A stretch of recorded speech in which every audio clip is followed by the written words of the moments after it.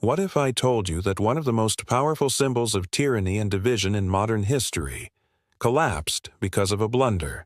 No revolution, no grand military strike, just one confused official, a misread note, and a few words muttered to the press. Within hours, crowds surged, guards panicked, and the most tightly controlled border in the world was gone. But the fall of the Berlin Wall was indeed just a twist of fate. It was the climax of decades of secrets, surveillance, betrayal, and resistance. Why was this wall built in the first place? Why did it stand for nearly 30 years, dividing families and a nation? And how did one ordinary night in 1989 change the course of world history? Let's go back, to whispers in the dark, to silent tunnels beneath stone, and to the night Germany changed forever. Imagine waking up one morning to find your street sliced in half, your neighbor gone, your job unreachable, your family suddenly trapped behind a rising wall of concrete and steel. No warning, no chance to say goodbye, just soldiers with rifles and barbed wire rolled out like snakes through the night. That's exactly what happened on August 13, 1961, a date burned into the memory of Berliners forever. But to understand this moment, we need to rewind to a world teetering on the edge of chaos. After Nazi Germany's defeat in 1945, Berlin, the once glittering capital, was reduced to rubble. The victors, the U.S., Britain, France, and the Soviet Union, divided the city like spoils of war. But this was no peaceful arrangement. As tensions between the West and the Soviet Union erupted into the Cold War, Berlin became the ultimate chessboard. West Berlin, though surrounded by communist East Germany, remained a beacon of capitalism and freedom, an island of hope in a sea of repression. And East Germans noticed. They began fleeing in droves, by train, on foot, even swimming across rivers. Over 2.5 million people escaped to the West between 1949 and 1961. That wasn't just a migration, it was a hemorrhage. The East was bleeding doctors, engineers, students, entire families. For the East German regime, it was a catastrophe. How do you preserve a state when your citizens are voting with their feet? Then, without warning, it happened. In the dead of night, thousands of East German soldiers, police, and workers flooded Berlin's streets. Under a top-secret operation called Operation Rose, they began fencing off West Berlin from the east. Brick by brick, minute by minute. By sunrise, families were cut off. Train routes stopped. Streets were severed. Lovers on opposite sides of the city were now worlds apart. One woman returned from work to find her apartment sealed behind barbed wire. A father never made it back to his children. And East German guards had orders: shoot anyone who tried to cross. The world watched in stunned silence. And just like that, a city and its people were split. East German authorities claimed it was a protective measure, a wall to keep out fascists and Western spies. They called it the anti-fascist protection rampart. But no one believed that. The truth was clear. The wall wasn't built to keep others out. It was built to keep their own people in. Concrete slabs soon replaced wire. Guard towers rose. Machine guns and minefields were installed. The wall became more than a barrier. It became a prison, a warning, a symbol of the Cold War's darkest intentions. And for 28 years, that wall stood tall, not just in Berlin, but in the psyche of the world. Despite its ruthless construction, its high-tech fortifications, and the deadly force guarding it, the wall wouldn't fall in a war. It would fall from confusion, from a few misspoken words, from one mistake at a press conference. But before that incredible collapse, this wall would witness untold despair and unimaginable courage. Because once built, the wall that should never have been built would begin a new story of watchful eyes, daring escapes, secret tunnels, and an unbreakable human desire for freedom. Imagine waking up every day to the cold stare of concrete, barbed wire, and men with rifles. Imagine knowing that one wrong step could cost your life, not in a war zone, but in your own hometown. This was life in Berlin after August 1961. Not a distant war, not a political concept, but a wall that carved its way through bedrooms, cemeteries, playgrounds, and hearts. The Berlin Wall didn't just divide East from West. It tore families apart, stranded lovers on opposite sides of a forbidden border, and placed childhood friends under suspicion of being spies. The line was drawn so fast, so ruthlessly that entire lives were severed mid-conversation. One brother in the East, one in the West. A wedding delayed for decades. A mother unable to reach her dying child, just a few blocks away but now in another world. Even death couldn't reunite families. Graveyards that straddled the border were sealed off. Some families were not allowed to bury their dead together. In East Berlin, you didn't just fear the wall, you feared your neighbor. The Stasi, East Germany's secret police, built one of the most invasive surveillance states in history. They recruited children, spouses, co-workers. A smile could be a trap. A friend could be an informant.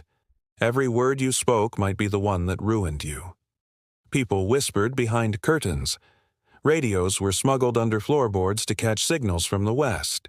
Jokes about the regime weren't just dangerous, they were criminal. And all the while the wall loomed, a constant reminder, you are being watched, and you cannot leave. The first version of the Berlin Wall was simple. Barbed wire, wooden fences. But the regime knew, fear needs to be visible. So the wall grew. It became taller, stronger. A 12-foot-high, 100-mile-long serpent of concrete lined with floodlights, anti-vehicle trenches, and more than 300 watchtowers. The death strip, a barren zone between the walls, was raked smooth so even footprints could give you away. Sand, dogs, tripwires. Guards had orders to shoot on sight. And they did. Over 140 people died trying to escape. Many more were arrested, tortured, or disappeared. Despite the terror, the surveillance, the bullets, some refused to accept captivity.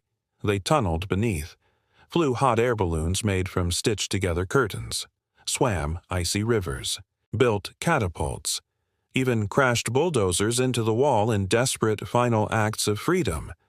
Each escape attempt was a miracle, or a tragedy. Some made it, many didn't. But all of them shared one thing, a belief that life in chains is no life at all. Children grew up in East Berlin never knowing what lay beyond. They were taught that the West was a land of greed, corruption, and decay. But the glow of neon signs just across the wall, the music floating over the rooftops, the Western TV flickering in secret homes, it whispered a different story. And so, day by day, the wall didn't just keep people in. It kept curiosity alive. It fed resentment, and it ignited a quiet, simmering resistance. How long could a government keep its people locked away with fear and lies? How long before the weight of isolation cracks the concrete? No one knew, but one thing was certain. Life in the shadow of the wall wasn't life. It was a long, waking nightmare, and the whisper of change was already echoing through the cracks. For decades, it seemed unshakable. The Berlin Wall stood like a stone fist, clenched by a regime that swore it would never loosen. East Germany, the GDR, had eyes everywhere, secrets buried deep, and silence bought through fear. But beneath the surface of this concrete empire, something was beginning to shift. Not with a bang, but with a whisper. Not through armies, but through discontent. And, like pressure building in a sealed chamber, the cracks were forming. The East German government had long painted itself as a workers' paradise. But behind the slogans and parades was a reality few dared to speak aloud. The economy was crumbling. The shelves were bare. The people were exhausted.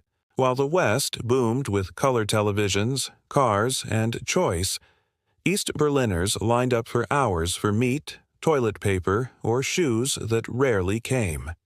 Young people, raised under surveillance, began to question everything. Why were they banned from Western books, music, and fashion. Why were they taught to hate the world just across the wall? And, most dangerously, why couldn't they leave? In 1980, the first tremor came from beyond East Germany's borders, from a shipyard in Gdansk, Poland. There, a worker named Lech Wałęsa sparked a workers' movement called Solidarity, the first independent labor union in the Eastern Bloc. Despite threats, crackdowns, and martial law, the people didn't back down, and the world saw something terrifying for dictators. Communist control could be resisted, and it could bend. East Germans were watching, and they were wondering, if they can push back, why can't we? By the mid-1980s, cracks were appearing not just in the wall, but in the entire Soviet world.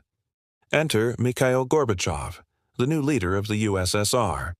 With him came words no one had dared speak for decades: perestroika, restructuring, glasnost, openness. But these promises of reform sent panic through East Germany's hardliners. They refused to change.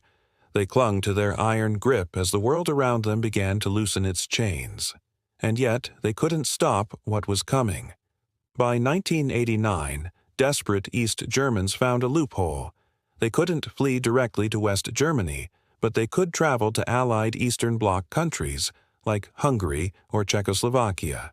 That summer, tens of thousands poured across the Hungarian border when it unexpectedly opened its gate to the west. It was a trickle, then a flood. Camps filled with East Germans hoping to escape. Embassies were overwhelmed, and every departure was a silent protest, an open wound on the East German state. Then came the most dangerous sound of all, the voice of the people. In the city of Leipzig, thousands began to gather every Monday, lighting candles and praying for peace. What began as a quiet vigil turned into mass demonstrations. They chanted, "Wir sind das Volk." We are the people. They demanded free elections, freedom to travel, an end to tyranny. The regime was shaken. Should they send tanks? Would another Tiananmen Square unfold on German streets? But something unexpected happened. The army held back. The police hesitated. And the crowd only grew. The leadership in East Berlin was now crumbling from within. Hardliners bickered. Reforms were promised but delayed. No one had answers. And worse, no one was in control.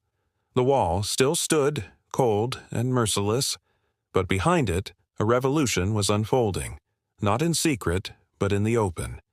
It wasn't a war of weapons. It was a war of will, of truth against silence. And soon, the wall would face something it had never faced before, a nation united in refusal. A pressure point had been reached, and the next chapter would begin with a mistake so absurd, it changed the world overnight. What if I told you that the fall of the Berlin Wall, a moment that shook the foundations of history, was triggered not by a carefully planned revolution, but by a blunder, a mistake, a slip of the tongue, a misread press conference? It sounds impossible. Yet, the greatest symbol of division and oppression crumbled because of confusion and the unyielding hunger of people yearning to be free. East Germany was a pressure cooker ready to explode. The protests were swelling. The people were restless.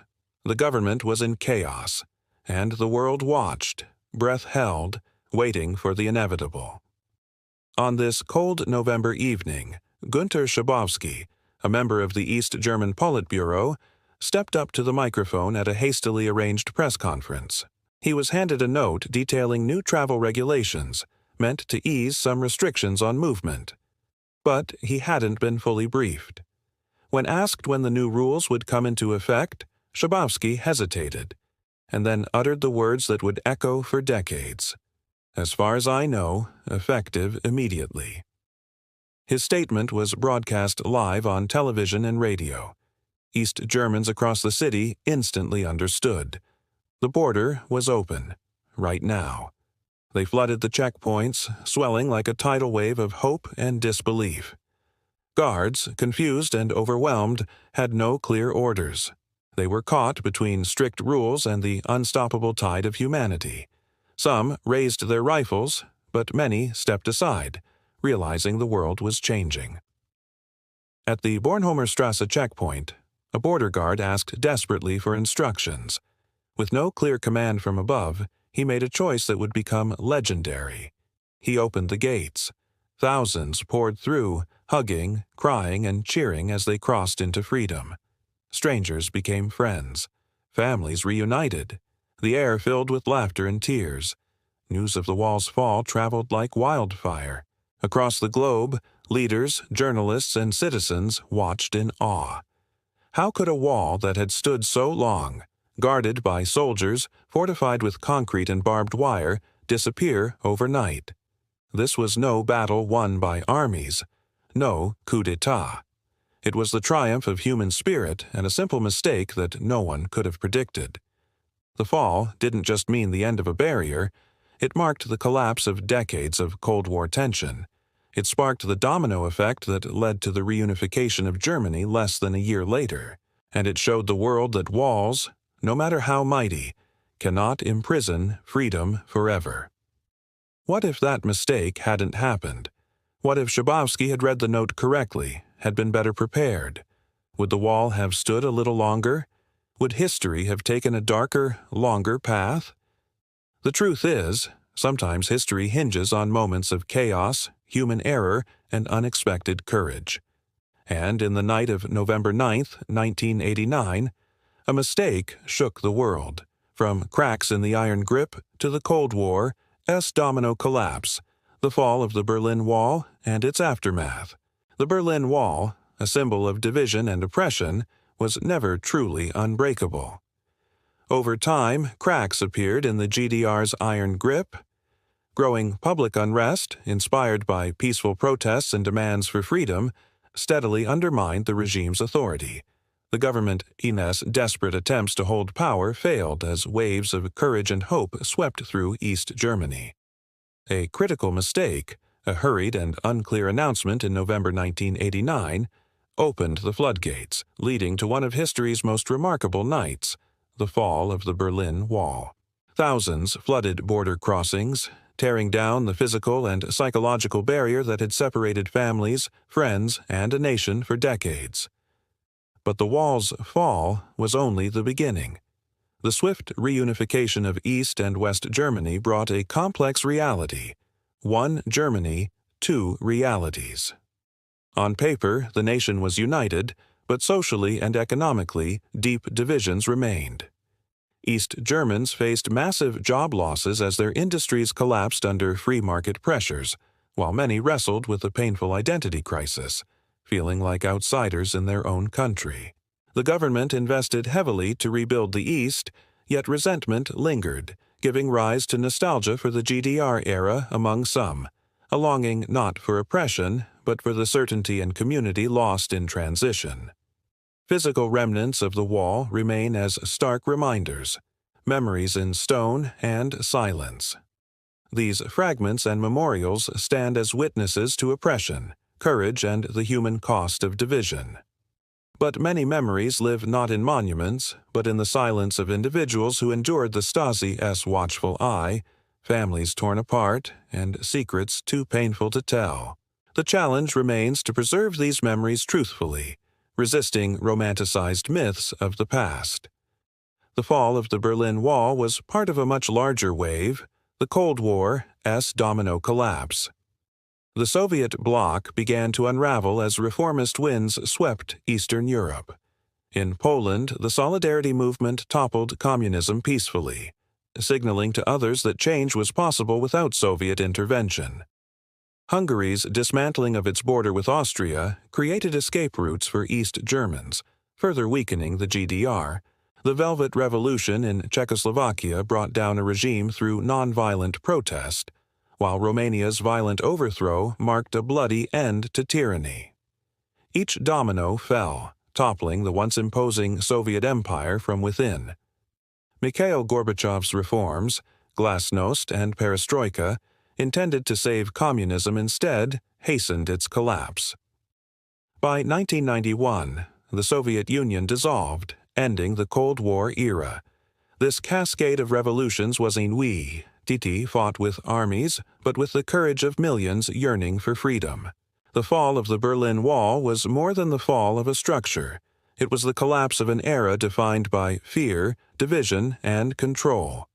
It revealed the resilience of human spirit and the relentless quest for liberty. Yet these events carry a vital lesson. Power built on repression and lies is fragile, and freedom, once awakened, cannot be contained indefinitely. The fall of the Berlin Wall was not just a historic moment frozen in time. It was a profound turning point that reshaped not only Germany but the entire world. It marked the end of an era of division, suspicion, and oppression, and the beginning of a hopeful but challenging journey toward unity and freedom. But history teaches us that walls, whether made of concrete, ideology, or fear, never truly disappear overnight. The scars remain, etched deep into societies and minds. Germany's story is a vivid reminder that freedom must be nurtured, division healed, and memories preserved with honesty. As we reflect on the courage of those who tore down the wall and the millions who stood up for change across Eastern Europe, we are reminded that the fight for liberty is ongoing. New walls, physical and metaphorical, continue to rise around the globe. The lessons of 1989 urge us to remain vigilant against repression, to cherish open dialogue, and to protect the fragile bonds of democracy. The story of the Berlin Wall invites us to ask ourselves, what walls still divide us today? How can we become bridge builders instead of wall builders? And how do we honor the sacrifices of the past while building a future united by hope, justice, and understanding? In tearing down the Berlin Wall, humanity showed its power to overcome fear and rewrite history. But the real work, the work of healing, rebuilding, and uniting, begins after the walls fall. And so, as we close this chapter of history, we carry forward the enduring truth. Walls can separate us, but our shared humanity has the power to bring us together.